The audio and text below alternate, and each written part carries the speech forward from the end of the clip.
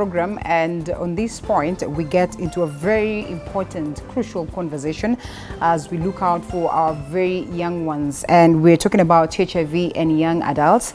And so we'll be having Alvin Okeyo and psychotherapist Jen Gitao joining us for this particular conversation. We'll try to make it as brief as possible, but then we welcome your feedback. Hashtag Morning Cafe at Linda_Lela TV47 KE. It's a conversation that is worth having. If my memory serves me right, sometimes was it in 2016 or what, I can't remember well, when we were celebrating that day of HIV and AIDS, 1st of December. The theme then was how then we zero the spread amongst our young adults.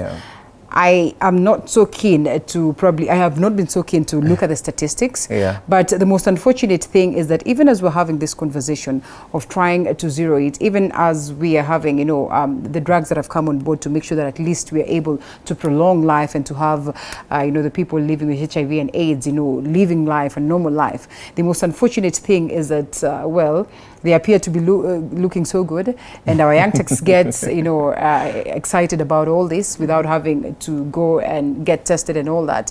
And so while we think the numbers are going down, there is a cause for alarm.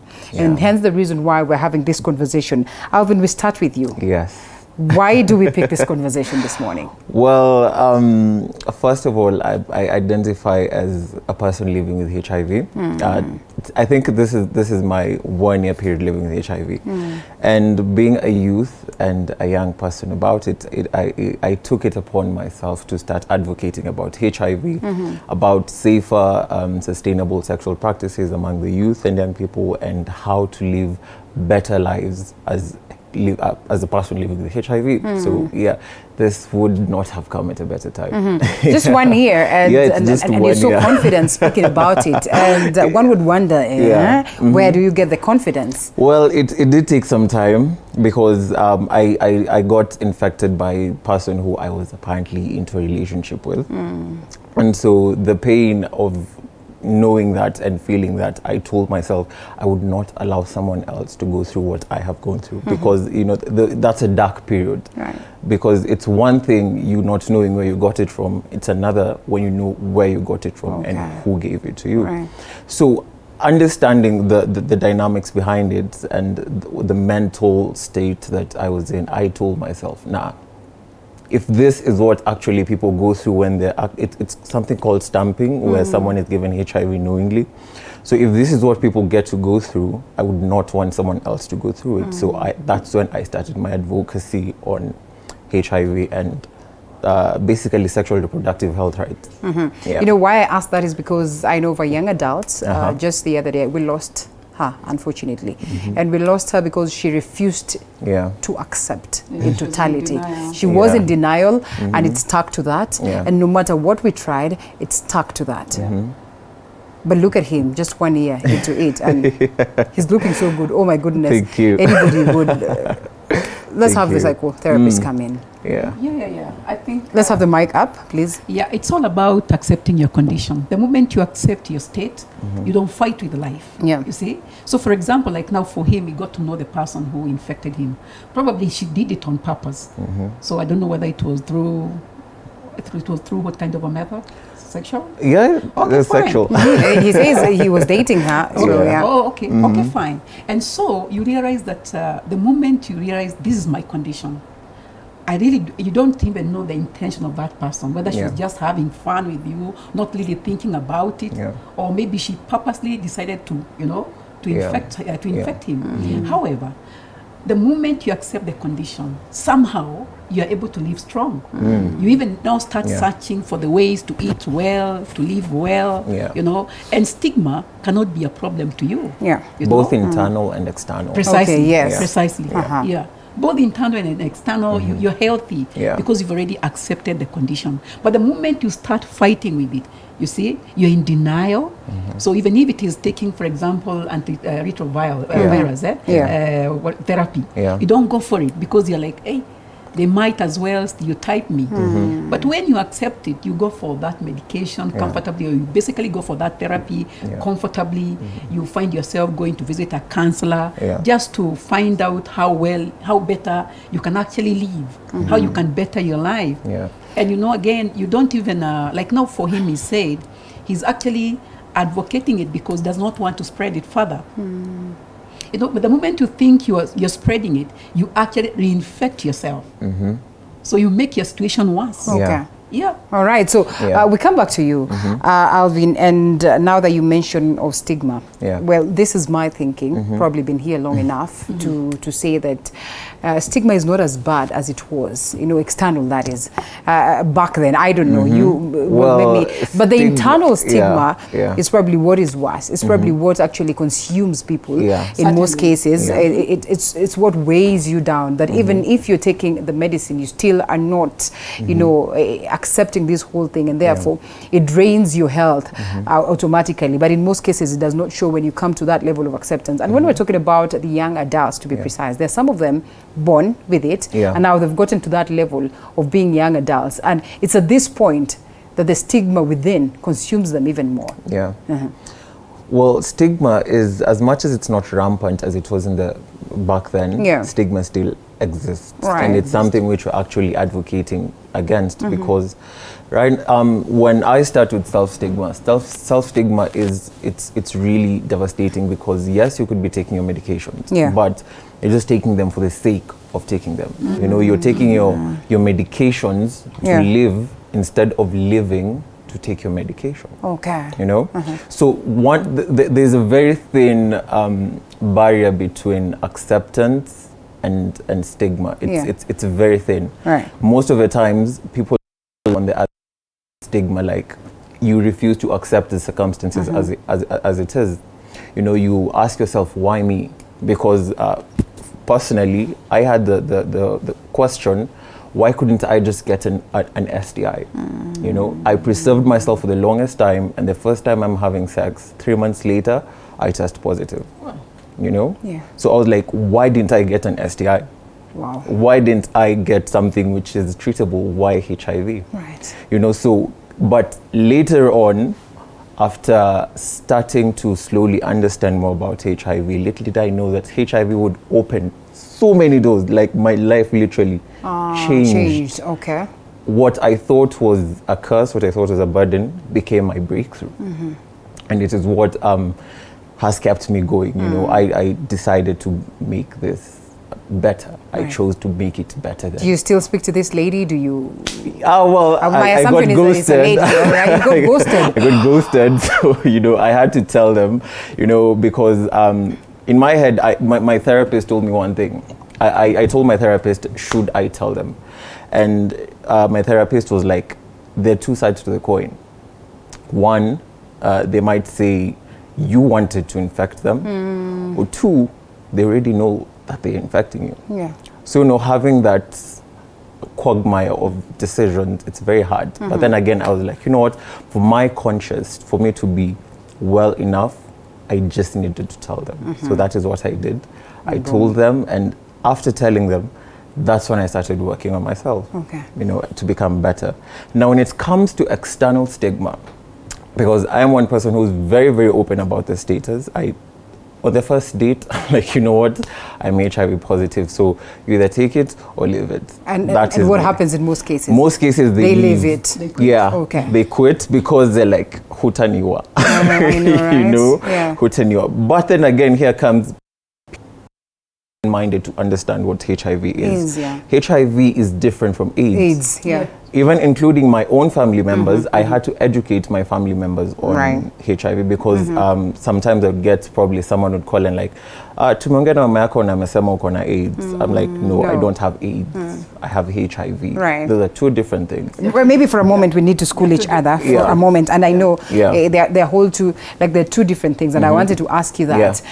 Now that you mention it, how about we briefly? HIV, basically, it's human immunodeficiency virus. That is what is treatable. It's just a virus. AIDS, acquired immunodeficiency syndrome. Now, syndrome is when it comes in, because syndrome is a compilation of viruses. And in most cases, it is not AIDS which kills people. It is this compilation. It's opportunistic diseases, TB, malaria, pneumonia. You know, so that is what kills people. HIV, as long as you adhere to medication and you get to have a virally suppressed Viral load. You're good to go. Okay. Whether you choose to go at it raw, whether you choose to go at it protected, as long as you have a viral load which is suppressed, you're good to go. That's why there's a campaign which was actually initiated. Undetectable equals untransmittable. So if I'm undetectable, my viral load is suppressed, I can't be able to transmit it to another people. But now people don't understand that. Because the moment you just say you're HIV positive, goodbye. What anyone? You know, I'm too young and beautiful to die. So, you know, people don't have an open mind. Even after educating them and after telling them that this is what I'm actually, they still don't have an open mind. Hold it right there. We're coming back to you, and we understand that more, and most importantly, we understand what is this that has you know, got you saying that there's so much that has opened in your line, of course, in your life, that is more of a blessing coming from that condition. Now, at least I have the statistics here now. So 15 to 24 years, those are young people, account for about 40% of all new adult HIV infections each day. More than 2,400 young people become infected with HIV. And some 5 million young people are living with HIV. Young people are fulcrum. This is not a small number anyway. It's not a small number. And therefore, that's the reason why we have people who are out here to speak about it. What do you make of this? Well, I think I like what he's talking about. And for sure, some of the microphone? Yeah. Okay. You see, like, as far as people are concerned, HIV is a killer disease. And actually, let's say that there's a time the whole world was actually traumatized, just like we are traumatized today about corona. There's a time the world, and Kenya in particular, we were actually so traumatized because doors were locked. Many homes, they locked their doors because families were wiped away by HIV. But the beauty is, like, let's say the medics have done so well in the sense that many parents, many women especially, when they carry the such that by the time they are giving birth, the children, you know, they are well taken care of. And that's why the baby rates of with HIV has really gone down. However, if you look at the young people, the kind of social life they're exposed to, they're not so much exposed to information, or they don't even want to know. You know, they don't want to know. Sometimes because of the peer pressure, they don't want to know. And I think I like what he's talking about, because you see, like when he say that what he thought would be a killer to him actually came to be a blessing to him. It's quite powerful, because for some reason, and in quotes, God has a way of using you, you know, become like the guinea pig, you know. So if you become the guinea pig of the society and you accept it, you don't fight with it, you kind of now go out educating. But how many people, even if it were me, and let me tell you, even if it were you, if somebody told you they were HIV, you would run. As much as we have the kits that can test in the house. For example, we were together, we can do the testing in the house. But somehow, I may not trust the results. You know, we might not try. I'll be like, no, maybe they've been manipulated, you know. And so, this thing is actually real, and I think the fear is very understandable. You know, and it is very good that you've been open to people, meaning that the day God will bless him with a wife, will be a person who shall be able to understand. And just like he's saying, like in the US, right now, the numbers that turn to AIDS are very low. All right. Very, very low. Just you know, maintain at HIV, yes. Yeah, because they have embraced, for example, education. They have come out open. It's not a big deal, you know.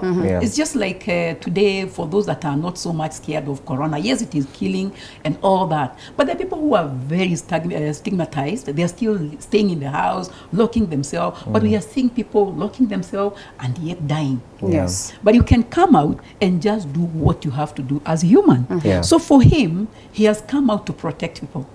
He's telling you, oh, this is the way I am. Like me as I am. Hate me as I am, you know. And I think that is quite powerful even as young people, because AIDS is not, HIV is not the only condition. That's true.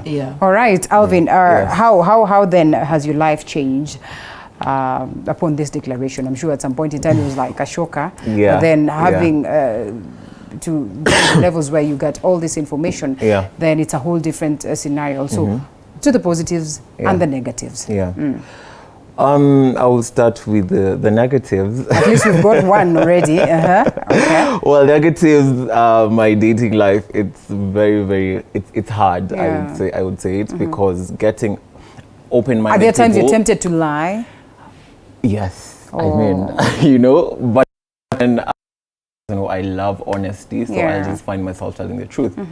So actually right now, being with someone, it's very difficult because you get, stigma is very real, that some even so afraid that if you peck them on the cheek or on the forehead, that's true, they get to have this thing like, you know what, HIV is transmitted through saliva also. I'm like, HIV is not transmitted through saliva.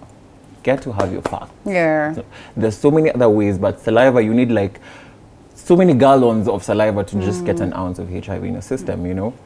Another negative probably thing I would say is that those times you think you have everything handled together and then someone just comes with a comment.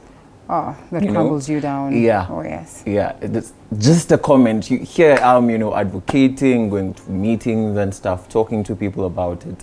But then someone just comes and then you're like, what? I was not ready for this, you know? So that is what, but the positives have been many. I have been able to work with organizations, you know, like NAC, NASCOP, AIDS Funds, A Day with HIV, it's a company in the States. I've been working at GNP Plus, so many organizations I have been able to work with and get to sensitize other people on HIV, get to talk about HIV, advocating, you know, even when there was a shortage of ARV drugs, we got to advocate about it. So literally my life catapulted to another level where I thought that this was not where I was last year, because normally I'm an actor by profession. Okay. And I thought that, you know what, everything is done, everything is over, you know. So when HIV came, and how I got myself into advocacy, you know, and then You reached out, or there are people who were... I reached out to some organizations, some friends of mine in HIV, in the HIV/AIDS field, and they were very kind enough to connect me to now these organizations like now NASCOP and NAC and Y Plus Kenya. These are basically organizations that deal with people who live with HIV and AIDS. And so it is through working with them that everything bloomed to become better. Okay. Yeah. All right, let's take these statistics again. Many people get infected with HIV as a teen or young adults. About 1 in 4, that is about 26% of all new HIV infections, is among youth ages 13 to 24 years. About 4 in 5 of these infections occur in males. Nearly 60% of new infections in youth occur in African Americans, about 20% in Hispanics, Latinos, and about 20% in whites. That aside, these young turks have to live. Yeah. These young turks have so much going on in their lives. They have gotten into, you know, dating arrangements that we sometimes question, you know. They will get into lesbianism, and there are countries where this is allowed. Probably here it is not. They will get into gayism. This is not allowed, but they have to live. They have to go to campus. They have to interact. They have to do what it is that we do not expect them to do. They have to get into family planning at a very tender age, probably something that never happened during our times. They are here. How do we get them to understand what is happening? How do we get to impact them with knowledge and just allow them be careful and free? Yeah. I think first of all, let me address something he has said about the challenges in his dating. First and foremost is because, like, let's say, I may understand your condition. I may understand how HIV is all about, that HIV is not AIDS. However, for example, like the way you've been going around with these bodies, talking to people about this whole issue. If my mother, for example, I was your girlfriend, got to see me with you, who is already in the public domain, and they're so much aware that you're HIV, sometimes it's not even about me, it's about my people. You know, my mother telling me, oh, please, so now you're HIV, you know? So sometimes it's not even about me not liking him as my boyfriend, as my female, but will those people say? Yeah. What will my parents say? Yeah. So I would wish that if you're my boyfriend, keep it quiet. Just be HIV, fine. Yeah. But let's chinyamaji. Yeah. Chinyamaji. Yeah. But Yeah. again, there are people again who will take it like he's saying this. Because you see, like he has said, his life was catapulted by the time you came out open. Others will be thinking he's using the body to just catapult his life, Yeah. you know? However, all said and done, people, it is true they have to live. And for us to be able to live and live successfully is, first of all, accepting our conditions. If, for example, you have a leg that has a problem, moja ni fupi kuliko ingine, just see what you can be able to do to live with your leg. People may not like it, but this is yours. So first of all, analyze yourself. What you cannot be able to change, please accept it. Okay. Because if you don't accept it, it will keep on, fighting with you. You're fighting it, but it can't leave. This is a mark. You see, it's like the way we have that mark of the vaccine. Those days in Sharks, people got the vaccine, and somehow it was infected with, it had jiggers, and the wound became terrible. I remember my time, it happened like that. And so you're trying to hide the mark. That is you. If they have a way of beautifying it, do it. But if you don't have a way, then learn to live with it. And guess what? What you accept, people have no choice. They'll accept it. So the young people, it is up to you. Choose your peers. Choose people who will love you for who you are. And stop judging people. Let people be who they are and be who you are. If you can't move with that person with HIV, there are people who are, free. Yeah. However, he's only one of those people who have accepted the condition. Many more will not accept it. That's true. They'll come, like now the person who infected him, he didn't know. But suppose that person was like him. Wangeongea, wakubaliane. Hey, I don't want you to kill me. So it is unfortunate that people are saying they are safe. It is unfortunate that young people, they are so much exposed to the social media. But I just use reasons. Okay. Exactly. Because now, why don't they have the information about HIV? The difference. Are there times you feel like there's something you could have done different? I mean, you were just living, and honestly, many others are doing the same. So are there times you feel like, clock backwards? So many I could times. have done this. All right. So many times. Those times I just sit and I'm like, I could have just stayed at home that day. I could have just stayed at home. I could not have gone, One thing, before even testing for HIV, I was already working with a clinic where basically it's a community-based clinic where men who have sex with men go for services. And there's all this information out here about PrEP, about PEP, Yes. But then again, I was already working there. Okay. So when you had information. I had information. Oh, yeah. It's not that I didn't, I had information. Literally, it was at my doorstep, But I didn't use it because someone simply just said, Kwani huni trust. Okay. Kwani huni trust. Yeah. We live in a society where, yes, we have information. It is at our disposal. But we seriously don't take it seriously. I had those times I was like, yes, I work in this clinic. I have everything at my disposal. There are condoms, there's PrEP, there's PEP. Why didn't I use them? Why? And it's there. So I'm imagining if this is me here. With all this information. Yeah, with all this information. What about the other person who has no idea that this thing's put in place to cater for their sexual safer practices, So yes, there are those times I sit down and I'm like, I could have stayed home. You could have stayed home, but you know what? It's so hard to access PrEP, by the Exactly. way. Do you know that? It is. It is hard. extremely hard. It is That in hard. as much as you're being told that there's this information out there and there's PrEP out there for people to go and get and consume and you just get protect themselves. It is the hardest thing. I'm a journalist. I have tried, just going around to figure out how does it go, what happens. It is like rocket science. It is like, I don't know, mining gold. It's a bit tricky, and let me speak on behalf of the LGBT community because I work with the LGBT community. There are a few, I would call them a few, community-based clinics where they could be able to access the services. They could be able to access PrEP or PEP or STI screenings. You know, I don't know much about the I would call it the hetero community, but for the LGBT community, there are those centers put around the CBD, around the community areas, where they can get the services from. You know, so. Yeah, open your eyes, try and ask open around. your eyes, and yeah, you can get it. However, I do think in private clinics, someone can access the services in private clinics. Right. But then again, here comes cost.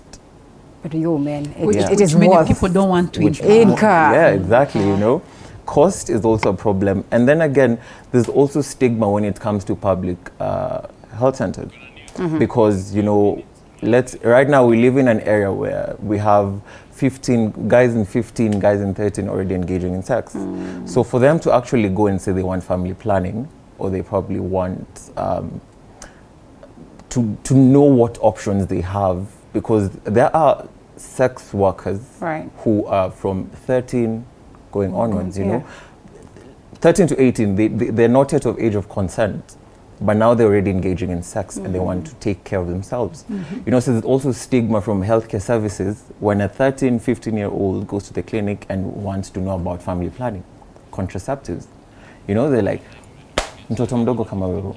I know, they want you to bring your mom and all that. You know, and you don't want to involve your family, you know, so that stigma in itself will prevent this young person from trying to access the services. Of course, yes, I know there's PrEP, I know there's condoms, I know there are all these things, but where can I access them? Now, you know, that is normally the problem. I hate to close this conversation, but time is up on us as we close. Yes. But let me talk about have the mic on. Of, Make it very brief because we have the issue of trust. Where you said, I will need trust. But then that thing kills people. You know, I will need trust.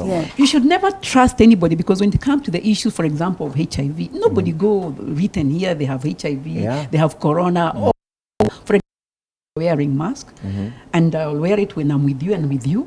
Just because I don't know whether you have it, you don't know whether I have it. So I would want to encourage the young people out there, don't trust no one.